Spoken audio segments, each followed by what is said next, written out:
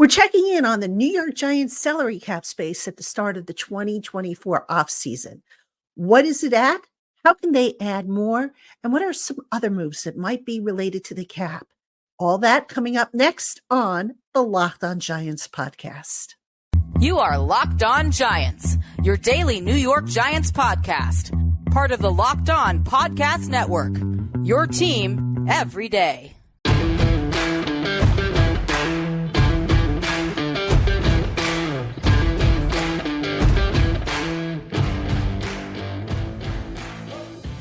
This episode of the Locked On Giants podcast is brought to you by PrizePicks, the easiest and most exciting way to play daily fantasy sports. Go to prizepicks.com/LockedOnNFL and use the promo code LockedOnNFL, that's in all lowercase, for a first deposit match up to $100. Hello, New York Giant fans, and welcome to another edition of the Locked On Giants podcast, part of the Locked On Podcast family, your team every day. My name is Patricia Traina, credentialed member of the New York Giants media for Locked On, and of course for Giants Country, part of the Fan Nation Network and SI.com sports channel. And a special shout out and welcome to my everydayers, to my Blue Crew community members, to my newcomers and everybody in between. You are all appreciated and loved, and thank you for making us your first listen of the day, or if you watch on YouTube, your first watch of the day. On today's show, we're talking Giants salary cap. A lot of you have asked me about the cap. How much do the Giants have? What do they need? Where are they going to get cap space? What are they going to do with the franchise tag? I'm going to try and answer all those questions for you on today's program. So again, happy to have you with us. Let's get started. And I think we need to start from the beginning. Now, the Giants' current cap situation, what do they have as far as money goes?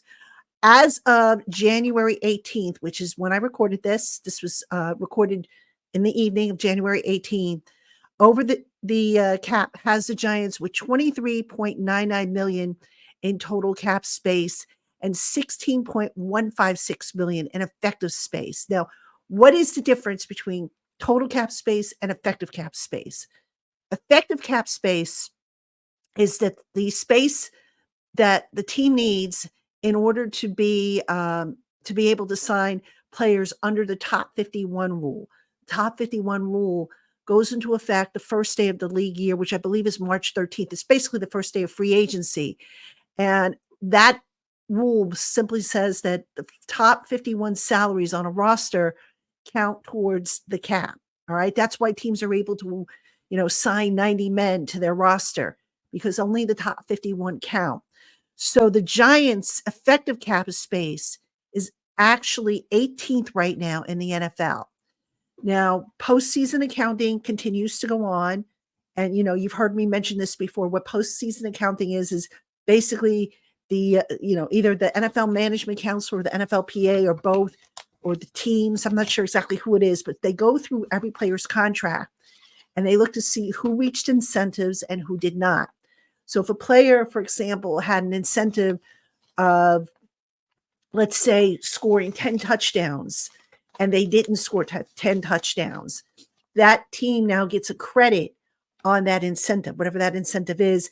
That goes into the 2023 cap, and then that total gets carried over to 2024. So the Giants are going to be able to carry over a little more than $1 million. I think it's, $1.521 million is what they had as of, according to the NFLPA cap report. So the Giants are going to be able to carry that over to next year. Now, I want to stress that the 2024 league cap has not been set.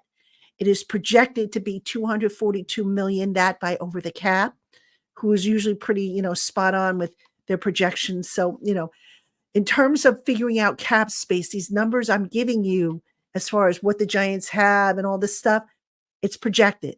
It's based on a projected league cap space and, the carryover that the Giants are going to have once all the postseason accounting is done. I would think for the Giants, if it's not done already, it's probably close to being done. That, of course, being the postseason accounting. So that's where the Giants currently stand. Now, for information purposes, the Giants are drafting 6th in the draft, as you guys know, and they're going to need approximately $13.398 million for that rookie class. However, rookie signings, as they are made, they bump out guys in the top 51. So there's a formula that Over the Cap uses to determine exactly how much a team really needs in terms of new money or new cap space.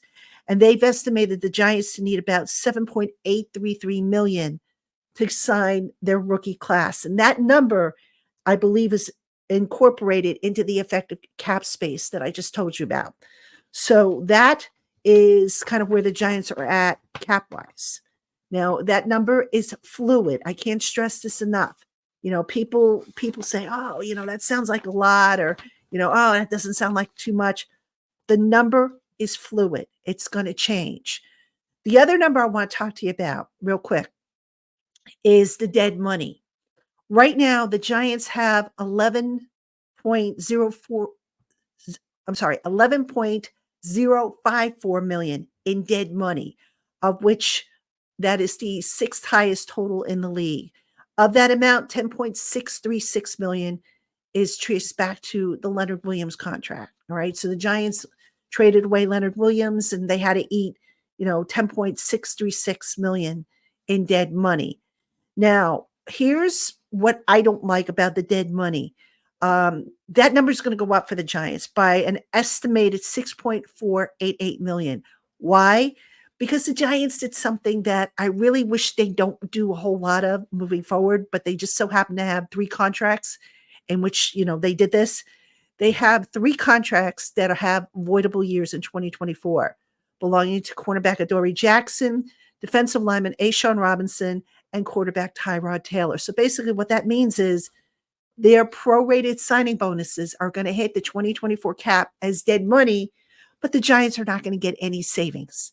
So if you're not getting savings, what are we doing? The idea is to get savings if you're going to move on from a player. And the Giants have 3 contracts where they're not going to get any savings and where they're going to get hit for an additional 6.488 million in dead money. So that's what happens when you kind of kick the can down the road and you restructure contracts, a lot of contracts in order to clear cap space.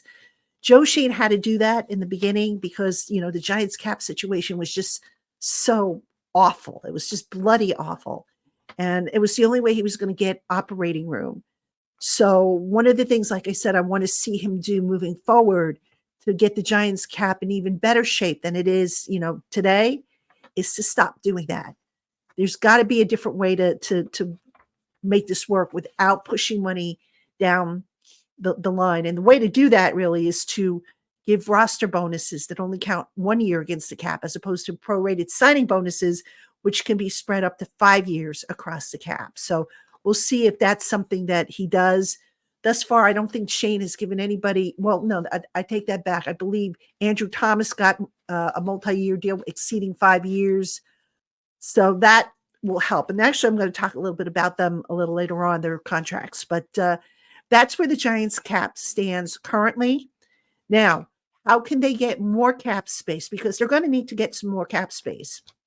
There's some obvious moves and some less obvious moves. So I'm going to go through some scenarios with you coming up right after this. Hey, Giant fans, passion, drive, and patience. What brings home the winning trophy is also what keeps your ride or die alive. eBay Motors has everything you need to maintain your vehicle and level it up to peak performance. From superchargers, roof racks, exhaust kits, LED headlights, and more. Whether you're into speed, power, or style, eBay Motors has got you covered. With over 122 million parts for your number one ride or die, you'll always find exactly what you're looking for. And with eBay's guaranteed fit, your part is guaranteed to fit your ride every time or your money back. Because with eBay Motors, you're burning rubber, not cash. And with all the parts you need at the prices you want, it's easy to turn your car into the MVP and bring home that win. So keep your ride or die alive at ebaymotors.com. Eligible items only, exclusions apply. eBay's guaranteed fit only available to U.S. customers. Hey, Giant fans, the NFL playoffs are here, and there's still time to get in on the action with FanDuel, America's #1 sportsbook. Right now, new customers get $150 in bonus bets with any winning $5 money line bet. That's $150 if your team wins. If you've been thinking about joining FanDuel, there's no better time to get in on the action than right now. The app is so easy to use. There's a wide range of betting options that includes spreads, player props, over-unders, and much more. So visit fanduel.com/locked on and score big this NFL season. FanDuel, official partner of the NFL. All right, everybody, welcome back to the Locked On Giants podcast. I'm your host, Patricia Traina, P Train. And reminder to my Blue Crew community members, get your questions in for Saturday's mailbag. Going to be shooting the video probably early Saturday afternoon. I'd like to get it done before the playoffs round starts, the divisional playoffs. So get those questions in. You guys know what to do. You have the form, the instructions, and all that stuff. So always look forward to hearing from my Blue Crew community members. And for those of you who aren't Blue Crew community members, you can find out more about it by checking out the show notes. It's a free 14-day trial. We have exclusives. You can continue the conversation with me as I text people one-on-one. And you get exclusives that are not available to the general public here. Free 14-day trial. If you like it, you continue on, do nothing, pay $4.99 a month. If you don't like it, you simply text stop and you're out of the list. So for more information, you can visit joinsubtext.com/LockedOnNYGiants, right? And that information is in the show notes. So hope you will check that out. All right, let's get back to the salary cap show here. How can the Giants get some more cap space? And by the way, I realize for some of you, I know some of you, when I've done salary cap shows, some of you are like, I'm so confused. Even, so if you have questions, you can pop them in the comment section below if you're watching this on YouTube, and I'll check those and I'll see if I can answer some of them. If you're listening on our audio platforms, you can shoot me an email and I'll try and answer those for you as well, as best as I can. So, all right, let's talk about how the Giants can get more cap space. The obvious answer, Mark Lewinsky's going to get cut. He's going to be a cap casualty. Lewinsky, of course, demoted from the starting lineup last year, no longer has guaranteed money in the last year of his contract, which is coming up 2024. So the Giants can save $5.682 million if they cut him and only take a $1.5 million dead money hit. It's a no-brainer. All right. That's, I think everybody's got that one down. Now, this is an interesting one. And this one I kind of went back and forth on. Receiver Darius Slayton. Darius Slayton has not been a bad player for this team. All right. He led the team again in receiving yardage. I believe he was 10th overall in the NFL in yards after the catch. Okay. Slayton has, a $2.4 million roster bonus due March 18th. If you cut him, he would yield a $6.2 million savings, but only $2.5 million of that is his base salary. So they basically put a lot of incentives and whatnot in his deal. Here's my feeling on Slayton. And again, I think he's a good player. And under normal circumstances, I wouldn't even debate putting him on the cut list. But Slayton is not a number one receiver. I believe that if the Giants do go out and get a number one receiver, and I would hope that they would, whether it be in the draft or free agency, you figure that the Giants' first three receivers will probably be the to-be-determined player. And then you figure Wan'Dale Robinson and Jalen Hyatt are in it for the long term. So where does that leave Slayton, who's entering kind of his lame duck year contract? Well, it doesn't, I'm afraid. So do you look to cut him? Do you look to extend him? Because he's not going to be a number one receiver. I don't think he's going to be a number two receiver, even if they add to the mix. What do you do with him? Do you look to maybe even see if you can get a 7th round draft pick for him?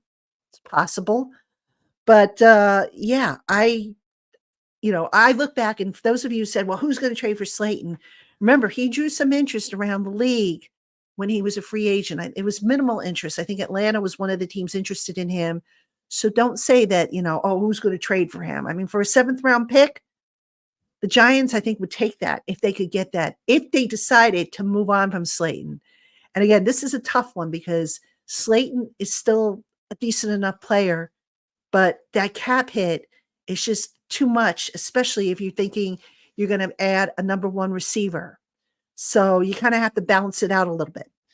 All right, now let's get into some restructures because I think they have to do some restructuring here with some contracts.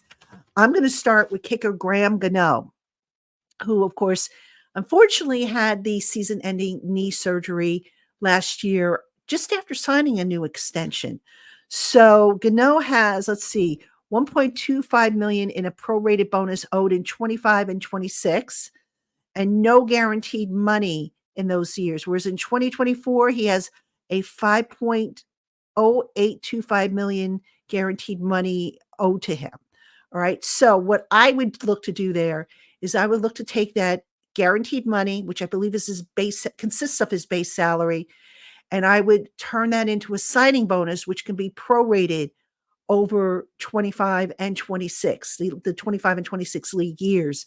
That should clear up roughly, well, that'll actually add 1.695 million to his prorated bonus and clear approximately 3 million or so in space, which doesn't sound like a lot, but it's enough to, get some lower level, contracts. And I know I said in the last segment that they've got to stop at rather kicking the can down the road, but in certain circumstances, if it's not a huge amount, which in this case it's not, I could see them trying it out and just, going in that direction. Okay, let me see what else I have here for cuts. All right. I have Andrew Thomas as a restructure. Now, Thomas's contract is pretty interesting. He's due to count for 23.675 million against the 2024 cap, 19.75 million of which is guaranteed. If the Giants need to restructure, and I think in this case, they would probably do so only if they needed to. They wouldn't do it like as part of the initial restructuring. What they could do is they could convert that guaranteed money into an upfront signing bonus, which would drop an additional 3.835 million into the remaining years of his contract, which includes 2028 and 2029. Now, with prorated signing bonuses, they're only good for up to 5 years. Thomas, remember, got more than 5 years as part of an extension. So that means right now in 2028 and 2029, if you look at his contract on over the cap, you'll see that he has no prorated signing bonus. So if the Giants wanted to push some money down into those last 2 years, that would be one way to go. And they could clear out, some significant money there to reduce his cap hit. So that's one way they could go. Again, I think in terms of priority, you look at, Glowinski's definitely going to be a cut. I think Gano stands to be restructured. Slayton could be a cut. Again, that would kind of break my heart. I think if they did that, because he's really a guy that, he can find a way to keep, even if you have to extend him a year or so to balance out the money, you try to do that. But I could see them maybe moving on from him. All right. So there is room to be had. Now, a lot of you are probably saying, well, what about Darren Waller and Daniel Jones, who are big cap eaters? All right. I'm going to talk about them coming up right after this, as well as I want to address the franchise tag and how that kind of factors into all this stuff. So don't go anywhere. I'll be right back with that information for you. Hey, Giant fans, just because the Giants season is over doesn't mean that the fun of playing daily fantasy sports with Prize Picks has to stop. Because right now, with basketball season underway, Prize Picks gives you the chance to pick combo projections across football and basketball from the Specials League that was created specifically for combo projections featuring 2 or more players from different sports or leagues. And did you know that you can also play along with friends and family by checking out the community tab? Prize Picks is so easy to play. Just pick 2 or more players, predict their stats, and sit back and see how they perform. It takes less than 60 seconds to make an entry. And when you play with Prize Picks, you'll enjoy quick withdrawals, easy gameplay, and a wide selection of players and stat types. So what are you waiting for? Go to prizepicks.com/LockedOnNFL and use the promo code LockedOnNFL in all lowercase letters for a first deposit match up to $100. That's prizepicks.com/LockedOnNFL. And that promo code is LockedOnNFL for your first deposit match up to $100. Prize Picks, daily fantasy sports made easy. All right, Giant fans, welcome back to the Locked On Giants podcast. I am your host, Patricia Traina, P Train. Again, thank you for tuning in. Hope you are enjoying the show. And let's get back to the salary cap discussion. Now, I left it off in the last segment about asking, well, what did the Giants do about Daniel Jones and Darren Waller, two players who are what we would call cap hogs? Let's break each one down for you. All right. Daniel Jones, we'll start with him. 47.105 million cap hit in 2024. That is a crazy high amount for a guy who was coming off a torn ACL, a guy who last year, and I'm sorry, Jones lovers, I mean, we're going to call it what it is. He did not play well last year. All right. And don't tell me, oh, the offensive line, because he hasn't had a good offensive line yet. All right. But I digress. So as much as some people want Jones off the roster, they're not going to do it next year. They can't. And the reason why they can't is because if they cut him, given the guaranteed money that he has, the guaranteed money, I believe is, let me see, 36 million. The Giants would then get hit with a 69.315 million dead money charge. Remember what I said they had in cap space in the first segment of the show? They can't afford that kind of hit. So Daniel Jones is going to be on this roster in 2024. Now, would the Giants touch his contract and maybe look to restructure it? I don't think they will. I mean, they would have to be really desperate. It would have to be a last resort. And I think if the Giants draft a quarterback in the first round of the draft, as I think a lot of people want to see them do, that's going to tell us just exactly what the team thinks of Daniel Jones and if they're going to want to exercise that escape hatch that is in his contract after the 2024 season. So, again, Jones, if they were to try to convert the 36 million that's guaranteed into a signing bonus, not going to work because an additional 12 million gets added to his prorated bonus, meaning that, any actually, it would nullify any potential cap savings that can be currently recognized starting in 2025. So I don't see them touching that contract at all. They have already touched it once, actually. I don't see them touching it again, unless, again, all else has failed. They've used every other avenue and they have no other way to go. But again, I don't see that happening. All right. If they had to, they would probably tack on a voidable year to the deal. But again, that gets back to that kicking the can down the road, which I would like to see them stop doing because it's messing up their cap. Now, let's talk about Darren Waller, the tight end. Darren Waller, if you go back to Joe Schoen's presser, it sounded like he was ready to run it back with Waller again, which is fine. But if you look at the finances involved there, Waller has a 14.083 million cap hit, which 10.525 million is his base salary. That's a hefty sum for a guy who hasn't been able to stay healthy.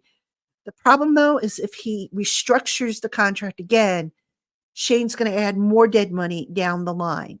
Remember what I just said? We want to stop that because after 2024, the Giants can move on from Waller and they can get a significant savings. All right. So if they were to cut Waller, the team would save 6.707 million with a 7.376 million dead money hit. Ideally, when you're looking to cut a guy to save money, you want the savings to be a little bit more than the dead money. All right. So I don't think they will cut Waller. I would be surprised if they do. If they wait until after the 2024 season, their savings increases to 10.541 million, with the dead money dropping to 4.917 million. That means that, they'll save more because the cap, remember, is going to go up. All right. So that is contingent on them not touching Waller's contract. So I don't think they'll touch that. That's going to just be an emergency, just like Daniel Jones's contract would be an emergency if they needed, if things got really dire. All right. Now, how does this all factor in with the franchise tag? Because the Giants have a decision to make. Do they franchise tag Xavier McKinney, the safety, or Saquon Barkley, the running back? All right. So to franchise tag McKinney, they would be looking at 17.22 million. That's not happening. I'm telling you that right now. I don't see that happening because that's a big chunk of change. If they say, if they franchise tag Saquon, they're looking at 12.419 million. That I could see happening. But here's the difference from this year to last year. Okay. Saquon, if they put the franchise tag on him, don't expect the Giants to say, okay, you know what? If you sign, great. If you don't, we're going to carry on the 12.419 million. They're not going to be able to do that. Not with the needs they have and, with the draft, where they draft and everything. It's just, I don't see it happening. That's why when I talk about a potential tag and trade, if the Giants and Saquon cannot reach a multi-year deal, that's what's driving my opinion on that, is the finances involved. So if the Giants, say to Saquon, okay, and I think the tag deadline, I want to say is the first week of March. I don't remember the exact date, but I think it's early March. If they cannot get something done by the time the draft or before the draft, as a courtesy to Saquon, maybe look to move him to a team that will pay him what he's looking for. So they could do a tag and trade. All right. He would sign the franchise tag, it would get traded to the new team. They would then work out a deal with Saquon. So now you're probably saying, well, yeah, but in the meantime, that 12.419 million comes out of the Giants cap. True. But if they clear out some of this other money that I talked about, they'll be able to do stuff in free agency. They won't be able to go crazy. They should be able to get, I would think, at minimum, maybe an edge rusher if they wanted one, a veteran edge rusher, maybe get a veteran offensive lineman in here, and then, focus on a bunch of, veteran minimum deals to kind of fill in some of the other depth. So it's certainly doable if they want to go that direction. So, that's how I see it kind of playing out. Now, obviously, things can change and they will change. There'll probably be some unexpected twists that I haven't thought about or haven't covered in this show. But, that's the overall look at the Giants salary cap. Those moves are what I would consider doing.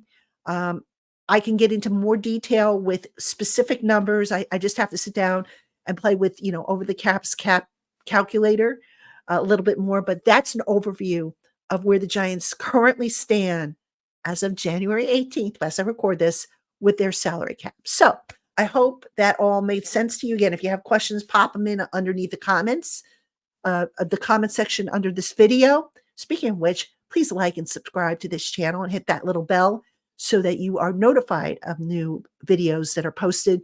And for those of you who listen to me on the audio platforms, you can contact me. My contact information is in the show notes.